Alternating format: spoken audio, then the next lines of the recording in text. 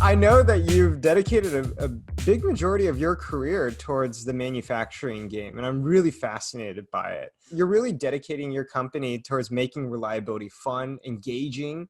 Could you tell us a little bit more about the manufacturing game and what you've done, what you've created over the last 25 years? It started with my dad's work in DuPont. He had gone on a benchmarking trip around the world to look at DuPont plants as well as non-DuPont plants, and got super excited, came back and tried to share what he had learned, and nobody cared.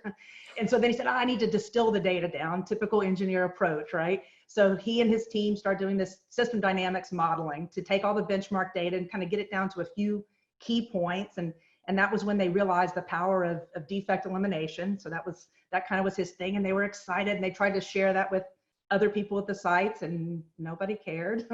And so they had a brainstorming meeting with the team. They said, we're so excited about this. How do we get other people excited?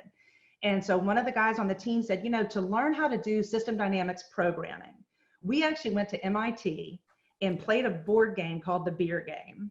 It's pretty famous simulation. It involves no actual drinking of beer. It's about a supply chain distribution system.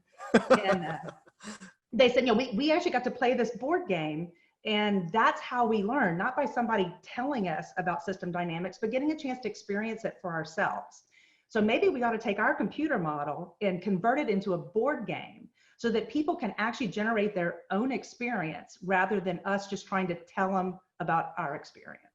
Yeah. So shortly after that meeting, they put together the first game board, which was just butcher paper and Post-it notes and magic markers. And it kind of went from there. My dad eventually retired from DuPont and started offering the game externally. So he spent about 20 years with a working retirement, his second career. And then in 2014, he actually retired. So he's now getting to just enjoy life and not have to work during retirement. But I've continued it on, and we're now on the 5th version of the game, and always looking for kind of ways to improve and do a better job of getting the message across.